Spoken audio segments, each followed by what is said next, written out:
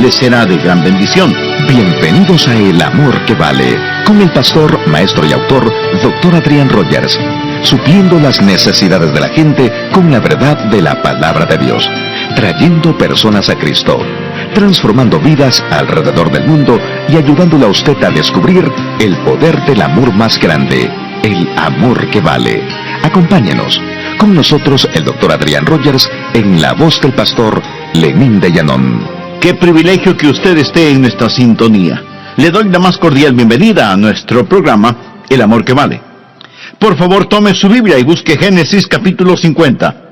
Génesis, como usted sabe, es el primer libro, y el capítulo 50 es el último capítulo del primer libro. Estamos llegando a los versículos finales del libro de Génesis y de la vida de José. En un momento leeremos en el versículo 22 el título del mensaje de hoy: cómo practicar la presencia de Dios a la hora de morir. El hombre es la única criatura que sabe que va a morir y trata desesperadamente de olvidarlo. Creo que esa es la razón por la que algunas damas, cuando llegan a cierta edad, abusan de los cosméticos. Creo que esa es la razón por la cual algunos hombres compran autos deportivos. Tratan de aferrarse a esa juventud que se escapa y desvanece en el horizonte. ¿Sabía usted que el temor a la muerte mantiene a las personas esclavizadas? Lo sabía.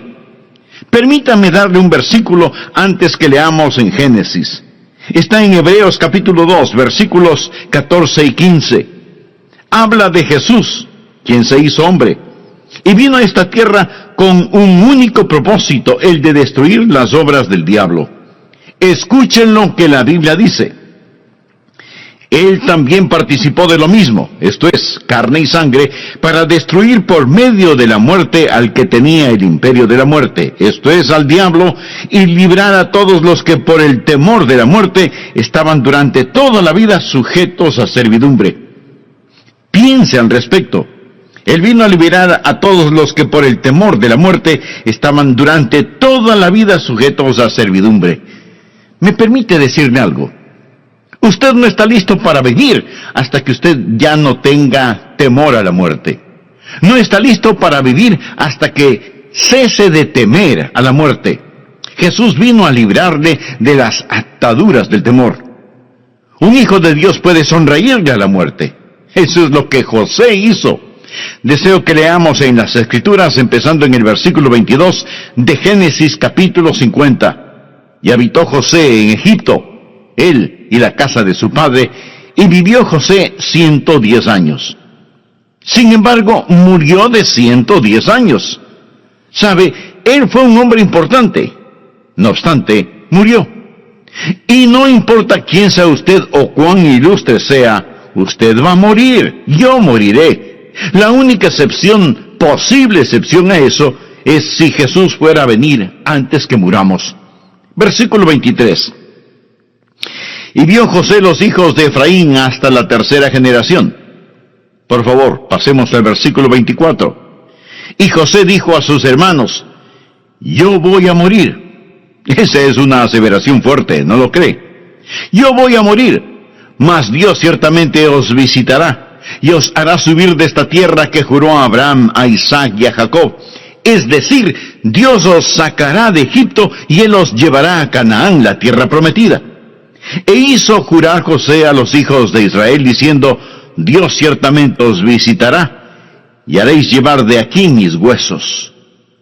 Lo que José estaba diciendo es: Dios vendrá, Él los sacará de Egipto, Él les llevará a la tierra prometida, y cuando lo haga, llevarán mis huesos con ustedes. No permaneceré aquí. Cuando se vayan, lleven mis huesos con ustedes. Leamos ahora el versículo 26. Y murió José a la edad de 110 años, y lo embalsamaron, y fue puesto en un ataúd en Egipto. ¿Era acaso importante esa pequeña expresión? Dios os visitará y os sacará de Egipto, y cuando los saque, ¿podrían llevarse mis huesos con ustedes, por favor? Tan solo llévenme con ustedes fuera de Egipto, a Canaán. Pregunto, ¿era eso importante? Es mejor que crea que sí lo era. Recuerde que el 25% del libro de Génesis trata acerca de la vida de José. Y cuando en el Nuevo Testamento se comenta de la vida de José, ¿sabe usted qué es lo único que menciona el Nuevo Testamento acerca de José? Es algo sorprendente. Es esta oración: y haréis llevar de aquí mis huesos. Por favor, anote al margen Hebreos capítulo 11, versículo 22, y escuche lo que dice Hebreos 11, 22. Por la fe José, al morir, mencionó la salida de los hijos de Israel y dio mandamiento acerca de sus huesos. De todas las cosas que pudieron haber sido escritas acerca de la vida de José, por fe, la Biblia dice que él les recordó que un día el pueblo de Israel saldría de Egipto, se irían a Canaán, e hizo mención de sus huesos, y lo hizo por fe. Hoy hablaremos de la bendición en un ataúd de huesos, y voy a darle un bosquejo esquelético. ¿Está bien? Vamos a hablar acerca de la bendición que está en ese ataúd de huesos. Aquí está José diciendo: miren, yo me voy con ustedes, voy a estar muerto, pero me voy a ir con ustedes, vamos a irnos de aquí, ya no vamos a estar más en Egipto, nos vamos, y cuando se vayan, llévense mis huesos con ustedes. Aún está practicando la presencia de Dios. José practica la presencia de Dios a la hora de morir. ¿Le gustaría poder sonreírle a la muerte? Cuando sus pies toquen esas aguas escalofriantes del Jordán, cuando sus seres queridos le rodeen en su lecho y susurren, si es así como llega a morir, ¿no le gustaría tener esa seguridad que José tuvo hace tanto tiempo? Deseo poner 3 puntos en su corazón que salen de este pasaje de las Escrituras, si usted practica la presencia de Dios a la hora de morir. El primer punto: necesitamos recordar las promesas inquebrantables de Dios. Usted no tendrá paz al momento de morir, a menos que usted se afirme en algunas promesas.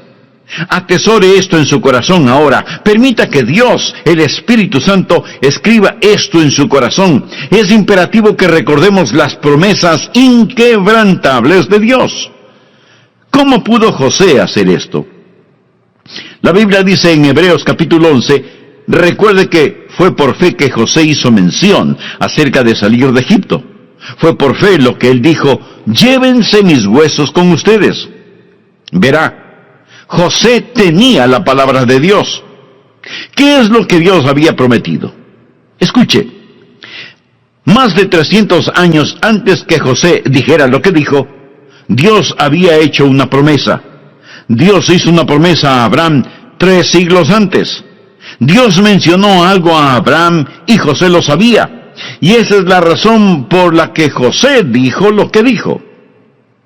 ¿Qué es lo que Dios le dijo a Abraham? Anote en el margen Génesis capítulo 15, versículos 13 y 14. Entonces Jehová dijo a Abraham, el nombre de Abraham en ese tiempo era Abram. Ten por cierto, quiere decir, puedes contar con esto, que tu descendencia morará en esta tierra.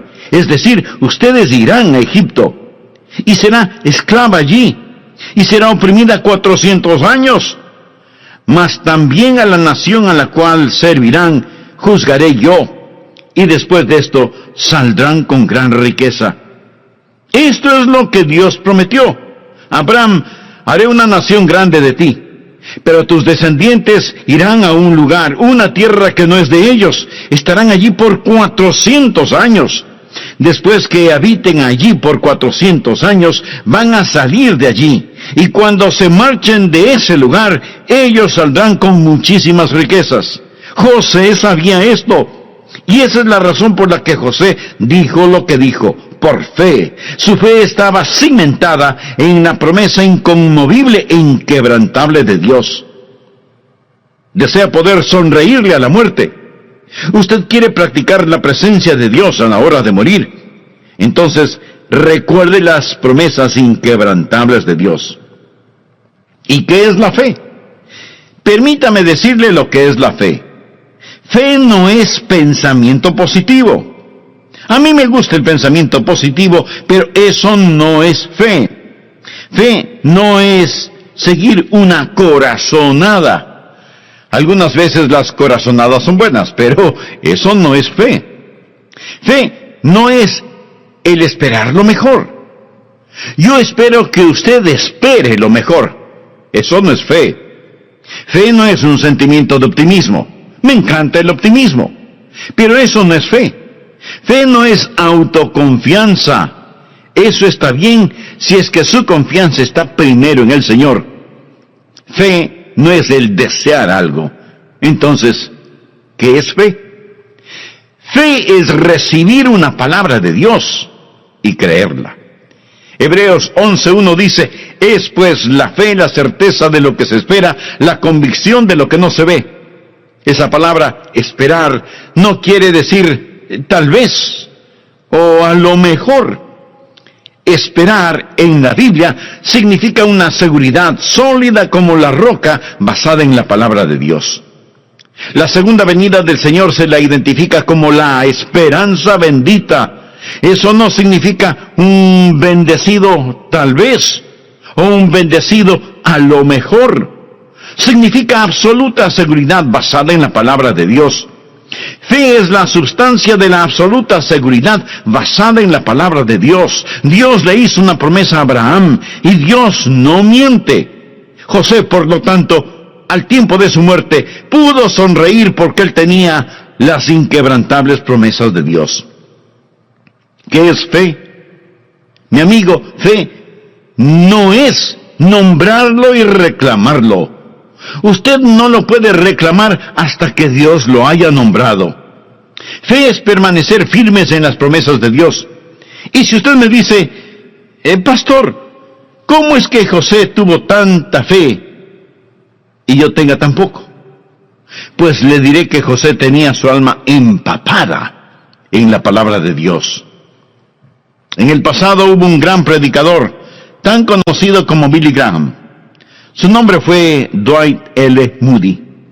Él no tuvo una educación superior o entrenamiento en algún seminario, pero Moody, de acuerdo a su biografía, tuvo influencia en 2 continentes. Estremeció a Norteamérica y Europa por Dios. Moody fue un hombre de gran fe. Y cuando dio su testimonio en relación con su fe, él dijo, yo quería fe. Y oré por fe. Pero mi fe no crecía. Entonces leí en la epístola a los romanos que la fe viene por el oír y el oír por la palabra de Dios. Y dejé de pedir fe a Dios y me metí en la Biblia, saturé mi alma con la palabra de Dios y entonces mi fe comenzó a crecer y crecer y crecer. ¿Quiere usted tener la capacidad de sonreírle a la muerte? ¿Quiere usted practicar la presencia de Dios al momento de la muerte? Entonces recuerde las inquebrantables promesas de Dios. Note el versículo 24, mírelo de nuevo. Y José dijo a sus hermanos, yo voy a morir, mas Dios ciertamente os visitará y os hará subir de esta tierra que juró a Abraham. Subráyelo. Juró a Abraham. Dios hizo un juramento. Si una promesa en la palabra de Dios no se cumpliera, Dios perdería su carácter. Dios sería un mentiroso. Dios hizo un juramento y rompió su palabra. Amigo, Dios no puede mentir. Recuérdelo. Así que, ¿qué es lo primero que necesitamos recordar? Las promesas inquebrantables de Dios. ¿Lo ha entendido? Bien. Segundo, el poder inconmovible de Dios. Nosotros necesitamos descansar en el poder inconmovible de Dios. Verá, las promesas sin el poder no significan nada. Note lo que él dice en el versículo 24. Él dijo, Dios ciertamente os hará subir de esta tierra. ¿Cómo podía estar tan seguro? Porque Dios es Dios. Él es el Dios omnipotente. Permítame decirle algo acerca de la fe. Hablamos de la fe inconmovible. Hablamos de la palabra inquebrantable. Ahora estamos hablando acerca del poder del inconmovible. Verá, la fe no es afectada por las apariencias. Piénselo. Cuando Dios dio esta promesa, cuando José citó esta promesa que Dios hizo basándose en las apariencias, no había ninguna razón por la cual pensar en dejar Egipto jamás. Ellos estaban allí en la abundancia. José era el primer ministro. Ellos estaban muy bien allí. Ellos vivían una vida sin dificultad. Ellos habían salido de la tierra de Canaán e ido a Egipto debido al hambre. No había hambre en Egipto. Ellos están en un lugar de posición privilegiada. No tomen ninguna promesa de Dios para hacerla pasar por el tamiz del juicio de su razonamiento. No diga, bueno, volvamos a examinar bien la palabra de Dios a la luz de las circunstancias actuales. Era inconmovible ante el razonamiento humano. También era inconmovible ante la emoción humana. Realmente las emociones no importan cuando se trata de la palabra de Dios. En este pasaje no se menciona nada acerca de las emociones de José, de una forma u otra. Yo no sé cuáles eran, pero quiero decirle que no importaban realmente tanto. Los sentimientos vienen y van, y los sentimientos engañan. La Biblia es la palabra de Dios, y en ninguna otra cosa vale la pena creer.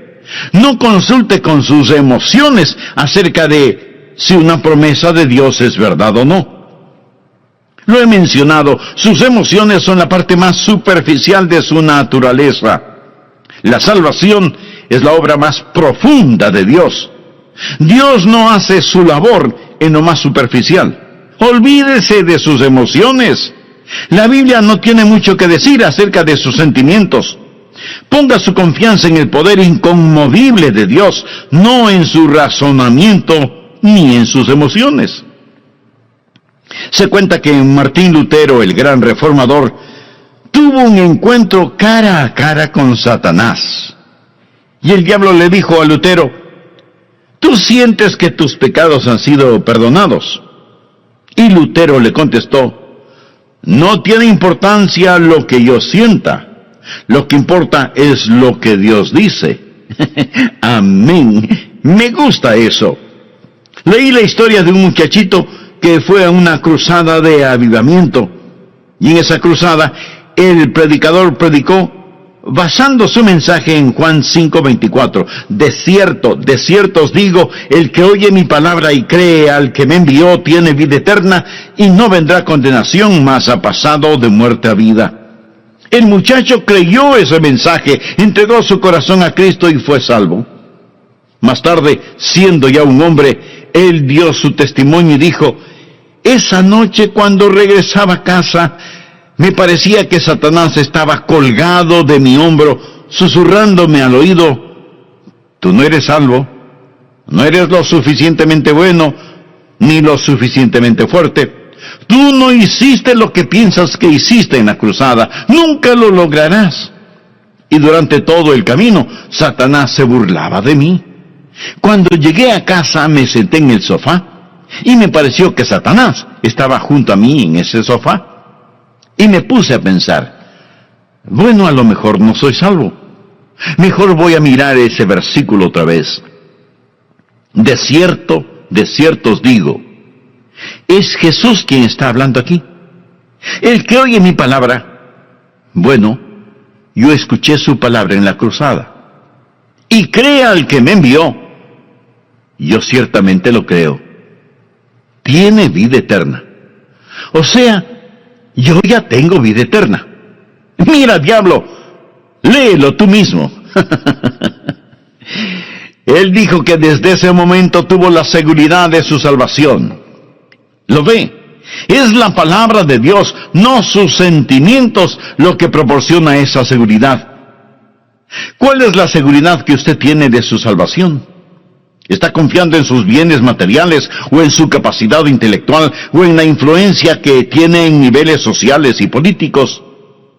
¿En quién o en qué confía usted para su salvación?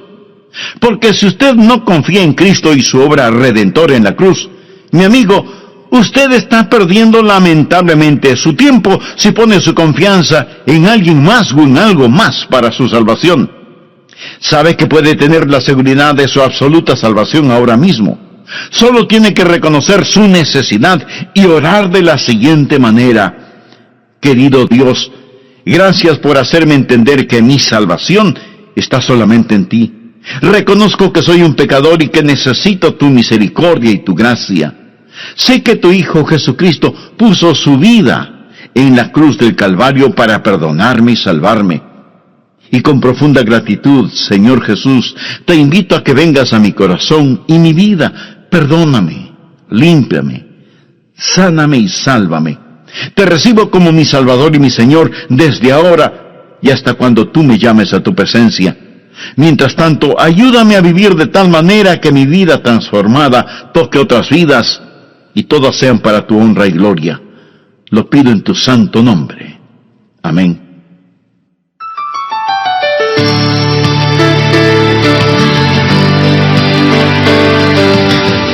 A veces me preguntan, Pastor Rogers, ¿cree usted literalmente en la segunda venida de Jesús?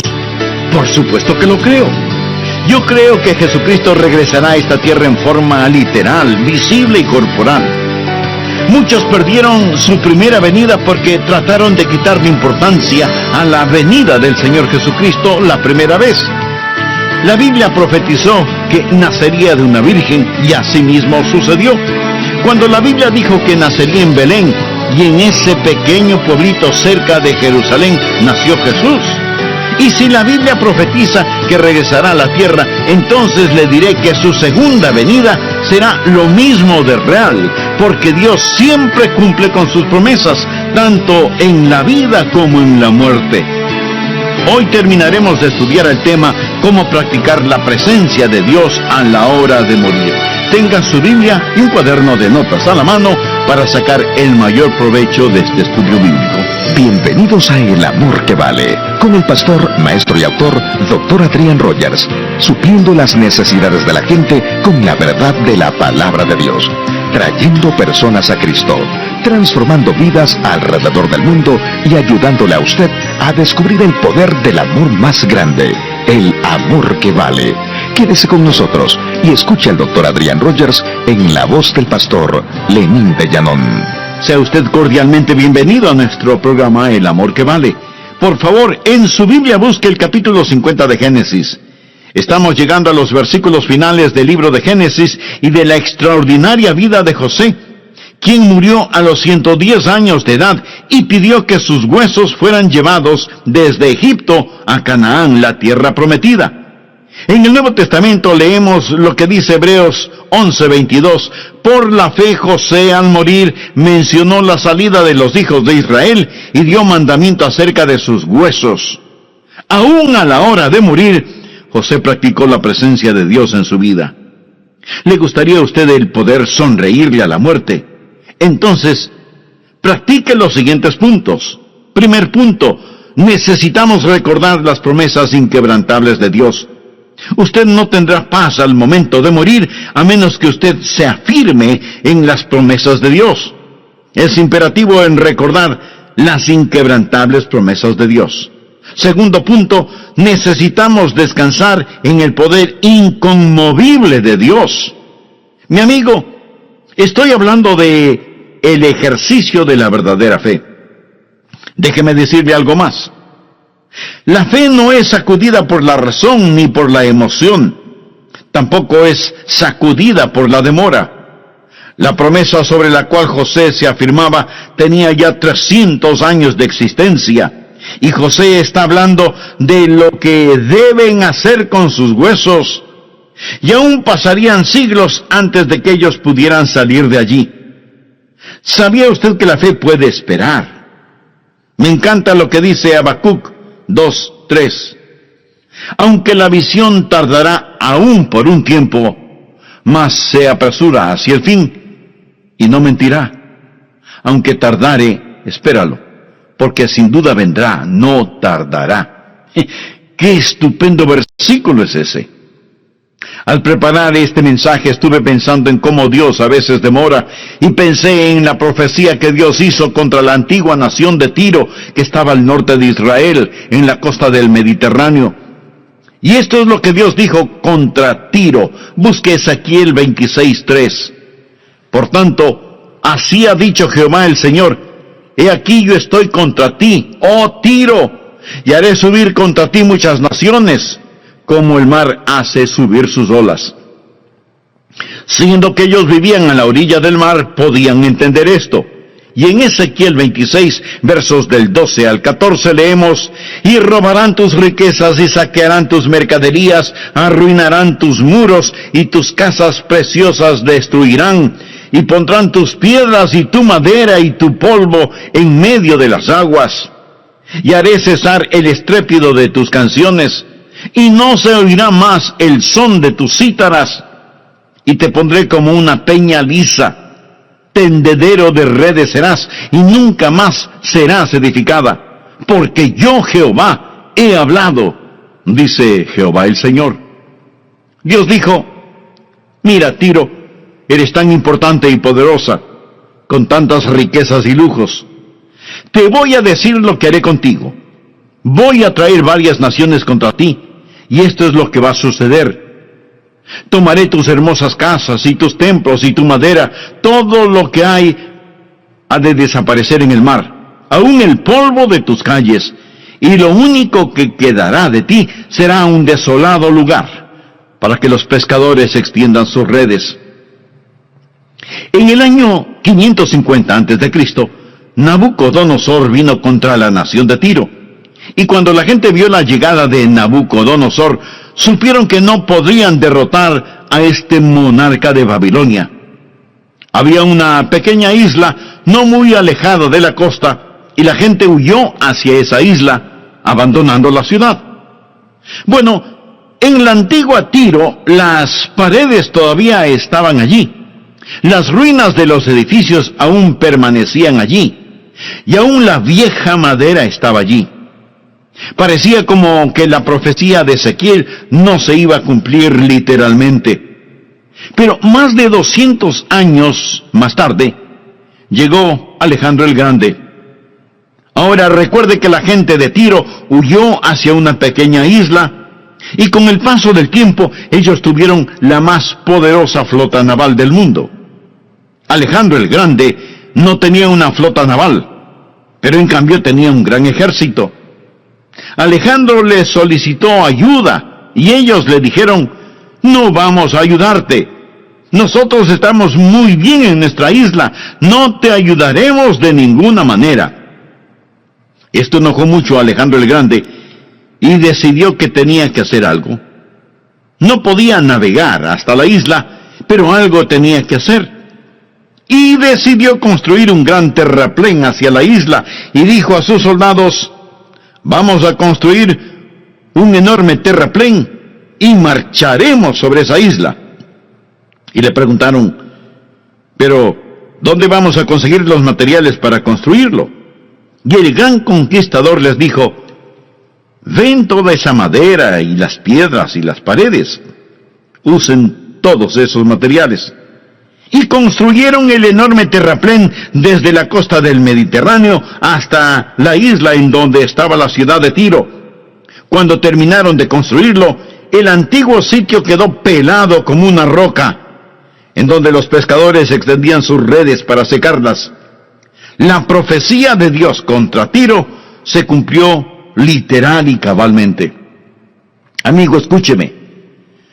Yo me alegro que José no trató de alegorizar las Escrituras. Me alegro que José no trató de espiritualizar las Escrituras. Cuando Dios dice que va a hacer algo, Él lo hará. Podrá demorar 500 años, pero lo hará, Él lo hará. Y lo hará en forma literal. Y la demora no significa nada. La gente me dice, bueno, pastor, si usted cree que Jesús vendrá otra vez, ¿por qué no ha venido ya? La Biblia habla de gente que dice cosas como esa. Por eso es que Pedro manifiesta, en los postreros días vendrán burladores, andando según sus propias concupiscencias, y diciendo, ¿dónde está la promesa de su venida? Porque desde el día en que los padres durmieron, todas las cosas permanecen así como desde el principio de la creación.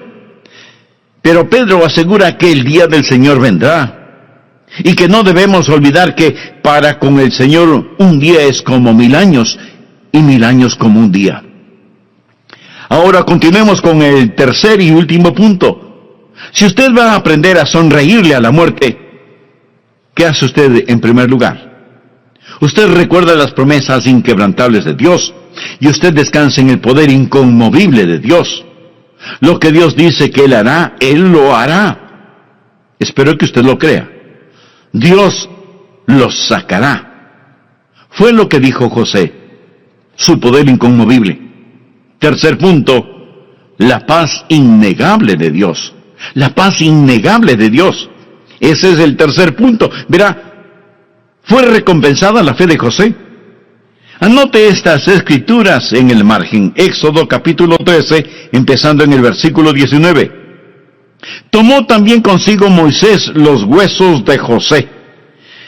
Cuando Moisés estaba preparándose para salir, dijo: bien, vayan a traer el ataúd, traigan a José, pónganlo en la carreta. Cuando anunciaron: salimos, adelante, vamos, llevemos sus huesos. Ahí iba el ataúd de José viajando, aunque Moisés no llegó a entrar en Canaán. ¿Quién los guió a Canaán? Fue Josué. Y usted leerá en el libro de Josué, capítulo 24, versículo 32. Y enterraron en Siquem los huesos de José, que los hijos de Israel habían traído de Egipto. Lo enterraron en Siquem. Siquem es donde Abraham fue sepultado.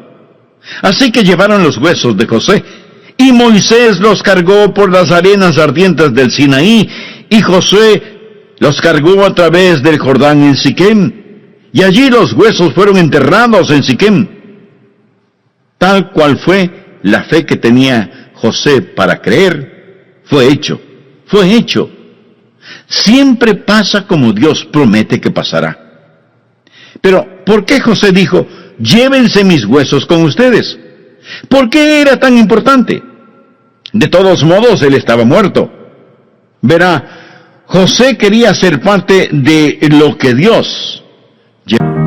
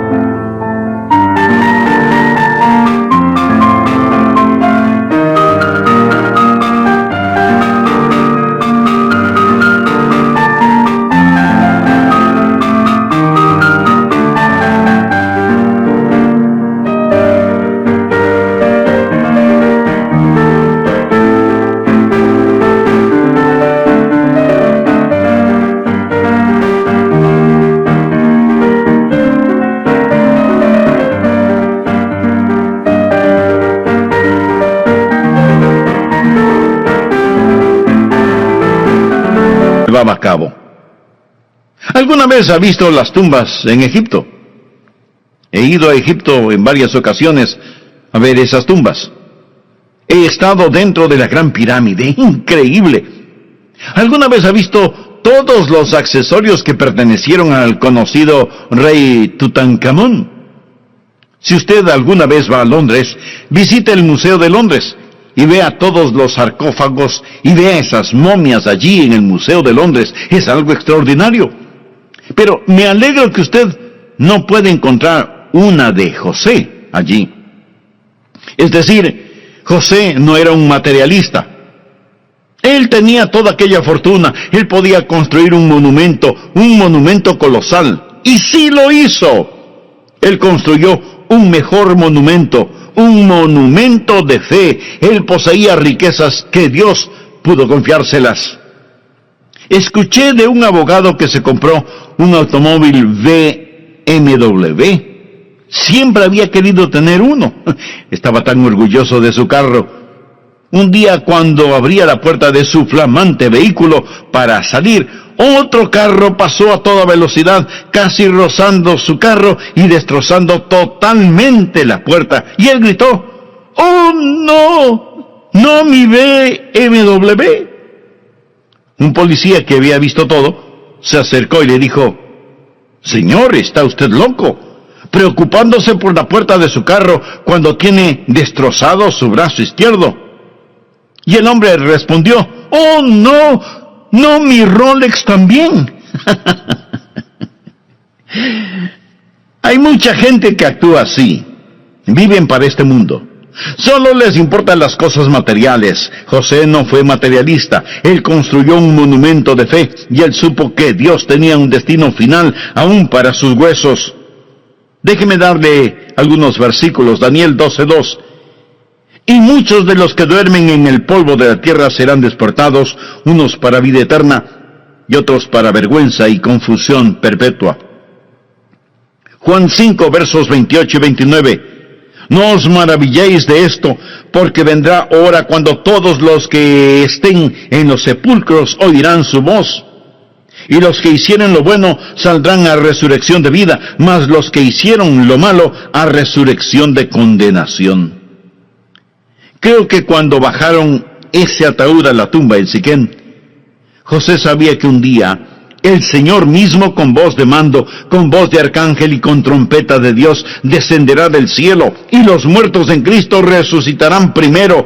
Luego nosotros, los que vivimos, los que hayamos quedado, seremos arrebatados juntamente con ellos en las nubes para recibir al Señor en el aire, y así estaremos siempre con el Señor. Amigos, si conoce al Señor, conocerá las promesas inquebrantables de Dios, el poder inconmovible de Dios, y experimentará esa paz innegable de Dios cuando llegue el momento de morir. ¿Y qué les dejó a sus hermanos? Bien, siempre que esas personas veían esos huesos en ese ataúd, les recordaba de la brevedad de la vida y de la duración de la eternidad. Y si ellos estaban viviendo en prosperidad, esos huesos les recordaron que uno de esos días tendrían que dejarlo todo. Y si ellos estaban viviendo en la adversidad, esos huesos les recordaron que existía un mejor día por venir. Un predicador tejano, John Henry Hawkins, predicó, y la esposa de un hombre de negocios muy exitoso vino a Cristo por fe. Hawkins pensó que iría y visitaría al hombre de negocios. Así que él lo visitó y le dijo: «Su esposa se ha salvado. Ella va a ser bautizada el domingo por la noche. Me gustaría bautizarlos juntos a ambos. Deseo que usted dé su corazón a Cristo». El hombre de negocios trató de ignorarlo, pero el predicador empezó a insistir: «Señor, usted necesita salvarse». Después hubo ese encuentro que muchas veces los evangelistas enfrentan. El hombre de negocios dijo: «Predicador, es sábado, mañana por la mañana iré a la iglesia. Usted da la invitación, yo seré el primero en pasar al frente. Recibiré a Cristo como mi Salvador personal. Y esa noche, cuando mi esposa se bautice, yo me bautizaré con ella». El predicador dijo: «Fabuloso, maravilloso», y empezó a salir. Puso su mano en la manija de la puerta y pensó: No, espera un minuto. Algo anda mal aquí, algo anda mal. Se dio la vuelta y regresó a ese hombre cuyo nombre era Pat y le preguntó: «Pat, escuche, si usted va a hacerlo mañana por la mañana en el culto, ¿por qué no hacerlo?»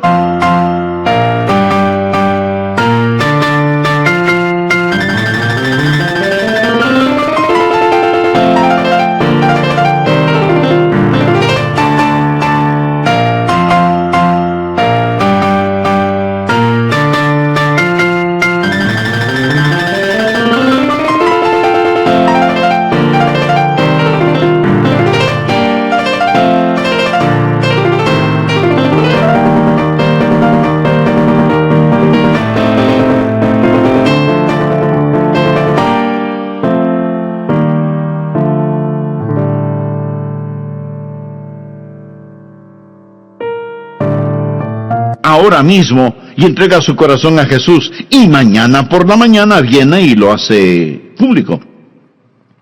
El hombre de negocios afirmó: mire, predicador, soy un hombre de palabra. Si digo que voy a hacerlo mañana, voy a hacerlo por la mañana. Usted puede contar con ello. El predicador dijo: muy bien, Por segunda vez empezó a salir, puso su mano en la manija de la puerta y supo que algo no estaba bien. Él sacó su Nuevo Testamento y lo abrió a la Escritura que dice: he aquí ahora el tiempo aceptable, he aquí ahora el día de salvación. Él le explicó: Pat, esto es lo que Dios dice. El diablo dice mañana, Dios dice hoy. ¿Alguna vez alguien ha fallado al hacer lo que Dios dice? ¿Y alguna vez alguien ha hecho lo correcto al hacer lo que Satanás dice? Esto sorprendió al hombre un poco. El predicador puso la Escritura en su mano y dijo: léala. He aquí ahora el tiempo aceptable, he aquí ahora el día de salvación. El hombre cerró de golpe su mano y reconoció: predicador, usted tiene razón. El diablo nunca ha hecho algo bueno por mí, sino mentirme. Esto es lo que Dios dice. Yo voy a hacerlo ahora. Y ellos se arrodillaron y Pat oró y dio su corazón a Jesucristo. Entonces Hawkins salió de la casa. Cuando él estaba desayunando por la mañana, el teléfono sonó. Era el sobrino de Pat. Él dijo: predicador, necesitaba llamarlo. Pat quería que yo lo llamara. Él tuvo un ataque cardíaco. Él dice que no irá a la iglesia esta mañana, pero quiere que usted sepa que no está rompiendo su palabra. Él simplemente tuvo un pequeño ataque cardíaco. Pensamos que estará bien. Ellos tuvieron el culto esa mañana. Cuando Hawkins estaba almorzando ese domingo, el teléfono sonó de nuevo. Esta ocasión era una cuñada. Ella le informó: predicador, necesita saber que tuvo otro ataque cardíaco. Esté muy serio. Mas antes que Hawkins pudiera ir al hospital a visitarlo, sonó el teléfono por tercera vez, y ellos le dijeron: no necesita venir enseguida. Él ha fallecido, está muerto. Pero, predicador, Pat dijo que nos aseguráramos de decirle que estaba tan gozoso que usted le animó a entregar su corazón anoche a Jesucristo. Amigo, la Biblia dice: no te jactes del día de mañana, porque no sabes qué dará de sí el día. Todo ataúd de huesos que usted ve, todo féretro que usted ve y todo entierro que usted ve, le recuerda que hoy es el día de salvación. Dé su corazón a Jesús y usted podrá sonreírle a la muerte. Amigo, hablamos de la muerte. Y si usted conoce al Señor Jesucristo, la muerte no posee terror para usted. Hasta que un hombre no conozca al Señor Jesucristo, no está listo para morir. De hecho, nadie está listo para vivir hasta que no tenga ya miedo de morir. Si usted no conoce al Señor Jesucristo como su Salvador y Señor en forma personal, puede conocerle ahora mismo. No estoy hablando de pertenecer a una denominación o cosa por el estilo. No estoy hablando de que trate de ser mejor. Hablo de tener una relación íntima y personal con Cristo. Necesita reconocer que usted es un pecador y que su pecado merece castigo. Si usted muere en sus pecados, estará condenado al infierno para siempre. Pero si se arrepiente de sus pecados y recibe a Jesucristo en su vida por fe, usted será salvo. Porque la Biblia lo dice muy claramente: cree en el Señor Jesucristo y será salvo. La palabra creer no significa solamente un creer intelectual, significa confianza, confianza en Él. Amigo, le invito a orar de la siguiente manera: querido Dios, soy un pecador y estoy perdido. Necesito que me salves. Jesús, tú moriste para salvarme y prometiste hacerlo si confiaba en ti. Confío en ti, Jesús, este mismo momento con todo mi corazón. No pido sentir sensaciones, no estoy esperando ninguna señal sobrenatural. Me aferro a tu palabra y te agradezco por amarme, perdonarme y salvarme. Comienza a hacerme la clase de persona que tú quieres que sea. Yo soy débil, pero tú eres fuerte, y viviré para ti el resto de mi vida, y no me avergonzaré de ti, y proclamaré públicamente que tú eres mi Salvador y mi Señor. Con gratitud lo pido en tu santo nombre. Amén.